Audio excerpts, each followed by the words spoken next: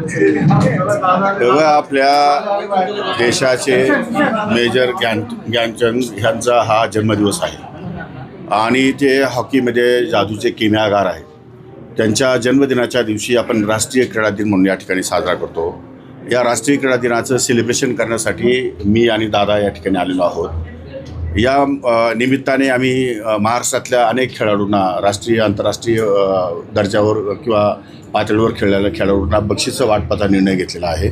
जवळपास 30 कोटी रुपयाची 28 ते 29 कोटी रुपयाची बक्षिसं आज आम्ही वाटणार आहोत. आणि या राष्ट्रीय दिनाच्या क्रीडा दिनाच्या माध्यमातून आमच्या महाराष्ट्रातल्या तमाम क्रीडा रसिकांना आणि खेळाडूंना या मोठ्या प्रमाणात शुभेच्छा आणि प्रोत्साहन देण्यासाठी हा कार्यक्रम या ठिकाणी आयोजित केला. मराठा आंदोलक मनोज जरांगे हे खरं तर मुंबईमध्ये पोहोचलेले आहेत. त्यांचं आजपासून उपोषण सुरू झालेलं आहे. ते मी अजून काही माहिती घेतली नाही आहे. आज संध्याकाळी इथून गेल्यानंतर मी तिकडे माहिती घेणार आहे. मी त्या कमिटीवर पण आहे. त्या कमिटीची मिटिंग आज किंवा उद्या सकाळी होईल आणि त्या दृष्टिकोनातून शासनाला जो काही प्रस्ताव द्यायचा आहे तो आम्ही देऊ. राष्ट्रवादीचे अनेक आमदार खरं तर मनोज जरांगेंना भेटत आहेत. काय एकंदरीत राष्ट्रवादीची भूमिका आहे? कोणालाही भेटणं काही वाईट आहे असं मला वाटत नाही. त्यामुळं जरांगेने भेटले म्हणजे जरांगे फार वाईट आहे असं लोकांनी तुम्ही समज करून घेतलेला आहे. आम्ही कोणालाही भेटू शकतो. आमदार हा त्या मतदारसंघाचा आमदार आहे. त्या मतदारसंघामध्ये असलेल्या सगळ्या समाजाच्या नेत्यांना किंवा महाराष्ट्रातल्या नेत्यांना भेटणं काही गैर असं मला वाटत नाही.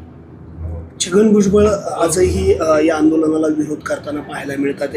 या आरक्षणाला विरोध करताना मला असं वाटत नाही. हे मीडियाच उचलून धरते, मीडियाच बोलते. अशा प्रकारचं कुणी काहीही विरोध करत नाही आणि कोणाचं या ठिकाणी काही घेणं देणं नाही आहे. या संदर्भात शासन सकारात्मक विचार करत आहे आणि शासन निश्चितपणे चांगला विचार म्हणतात की अजित पवारांचं आंदोलनाला पाठिंबा. कोण काय म्हणते याच्याशी मला काही घेणं देणं नाही.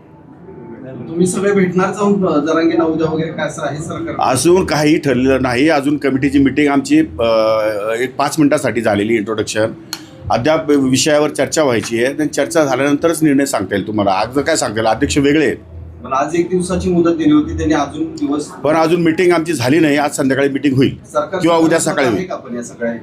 सरकार सकारात्मक आहे.